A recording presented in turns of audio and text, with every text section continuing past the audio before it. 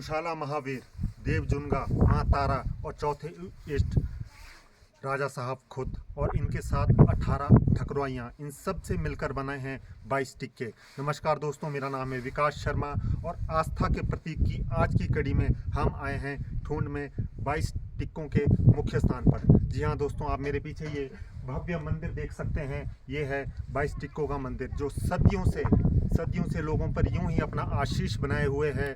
ये 22 टिक्कों का मंदिर, लेकिन ये जो मंदिर हैं ये यूं ही नहीं आज हमें अपना आशीर्वाद दे रहे हैं। इनके पीछे बहुत से रहस्य छुपे हैं। कहा जाता है कि जब लोगों ने देव को कहा कि हे देव, हम त्योठन दसूनी आदि मनाने के लिए आपके मंदिर को कहाँ बनाएं और हम कहाँ देव की प्रतिष्ठा करें, तो देव ने उन्हें कहा कि एक चींटियों का एक घेरा सा उन्होंने लोगों को बताया और कहा कि ये जो चींटियां हैं जब जिस स्थान पर जाकर ये रुकेंगी और अपना घेरा बनाएगी उसी स्थान पर आप जो है मेरा मंदिर बनाएं। और हुआ भी यूं ही, एक चींटियों की लाइन सी एक अलग स्थान से आई और इस स्थान पर आकर उन चींटियों ने अपना घेरा बनाया, तो लोगों ने यहाँ पर मंदिर का कार्य शुरू कर दिया।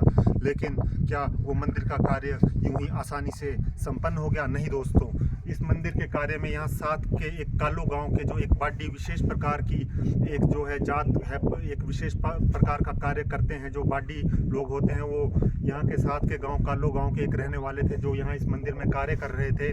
लेकिन कुछ दिनों बाद यहाँ देखने में आया कि कुछ अड़चनें उत्पन्न होने लग गई। दिन में जो भी यहाँ चिनाई वगैरह का जो भी कार्य होता था वो अगले दिन को दोबारा वैसा ही बिखर जाता था। लोगों ने जब देव से पूछा कि हे देव, आपके इस कार्य में ये जो विघ्न पड़ रहे हैं ये किस प्रकार के विघ्न है और हमारा कार्य क्यों संपन्न नहीं हो रहा है, तो देव ने उन्हें कहा कि यहाँ साथ ही में एक जो भूत है उसका स्थान है और ये जो रास्ता है वो भूत का रास्ता है। इस रास्ते पर जो है भूत घोड़े पर सवार होकर आता है, तो उसका ये रास्ता बंद होने के कारण वो भूत ये कार्य कर रहा है, वो आप लोगों को तंग कर रहा है। तो जब उन लोगों ने देव से गुहार लगाई कि आप इसका कोई समाधान करें, तो देव ने कहा कि आपको पहले भूत को मनाना होगा। तो जो साथ के कालो गांव के जो बाडी थे उन्होंने भूत से अर्ज लगाई कि हे भूत, ये जो मेरा जो ये देव के मंदिर का ये कार्य है, ये मेरा जीवन इससे और मेरा जीवन संवर जाएगा और मुझे मोक्ष की प्राप्ति होगी, तो मैं आपसे हाथ जोड़कर निवेदन करता हूँ कि आप इस कार्य को पूर्ण होने दें।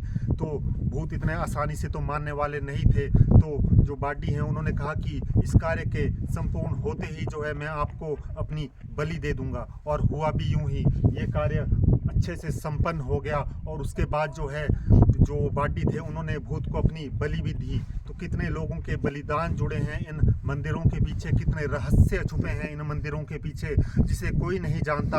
और हम उन लोगों को इतनी आसानी से कैसे भूल सकते हैं जिन्होंने अपनी बलियां तक दे दी हैं इन मंदिरों को बनाने के लिए, ताकि आने वाली पीढ़ी पर इन देवों का आशीष जो है सदैव बना रहे।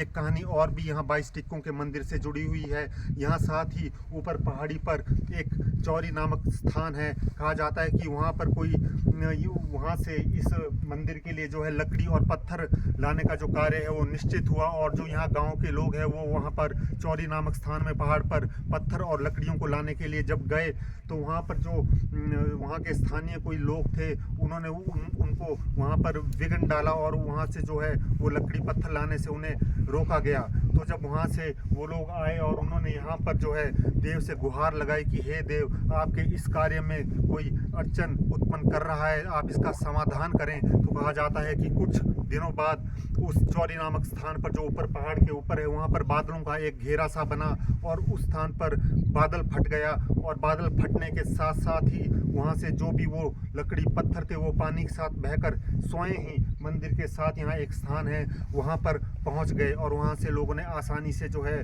वो लकड़ी पत्थर यहाँ पर लाकर मंदिर का निर्माण कार्य जो है शुरू कर दिया। लेकिन वो लोग जो इस कार्य में विघ्न उत्पन्न कर रहे थे उन्हें क्या देव ने ऐसे ही छोड़ दिया? नहीं, देव ने उन लोगों को श्राप दिया कि आपकी आने वाली जो पुश्तें हैं वो भली भांति नहीं फलेंगी फूलेंगी। और आज भी देखने में वैसा ही आता है। वो जो लोग हैं वो एक विशेष समुदाय के लोग, उसमें एक से किसी भी घर में आप देखेंगे तो एक से ज़्यादा पुरुष उस घर में नहीं होता है। ये देव का श्राप है। और ऐसा भी तब हुआ जब गांव के लोगों ने मिलकर देव से गुहार लगाई कि हे देव, आपने इन लोगों को श्राप दे दिया है तो इनका जो है जीवन यापन कैसे होगा, इसलिए आप इन पर दया करें और इन्हें आगे जीने का जो है कोई राह दिखाएं। तो देव ने उन्हें श्राप तो दिया, लेकिन उस श्राप को थोड़ा कम करते हुए कहा कि आपके घर में सिर्फ एक ही पुरुष होगा। और तब से लेके आज तक देखा जाता है कि उन लोगों का वो जो समुदाय है उसमें हर घर में सिर्फ एक ही पुरुष जो है वो जन्म लेता है, उसके अलावा कोई भी जन्म नहीं लेता। तो दोस्तों, ये जो मंदिर हैं ये हमारे आस्था के प्रतीक हैं और इनसे जुड़ी बहुत सी कहानियां हैं जो हमें इन देवों की शक्तियों से जो है परिचय हमारा कराती हैं। तो आपसे हमारा हाथ जोड़कर निवेदन है कि आप इन कहानियों को, इन किंवदंतियों को और भी लोगों तक और बच्चों तक पहुंचाए, जो भविष्य में लोगों के द्वारा किए गए बलिदानों को और इन देवों के द्वारा दी गई शक्ति के परिचयों को और इन देवों के द्वारा हम पर जो आशीष दिए गए उन्हें ना भूलें और वो लोगों तक पहुंचते रहें। इसी के साथ धन्यवाद। जय हिंद, जय भारत।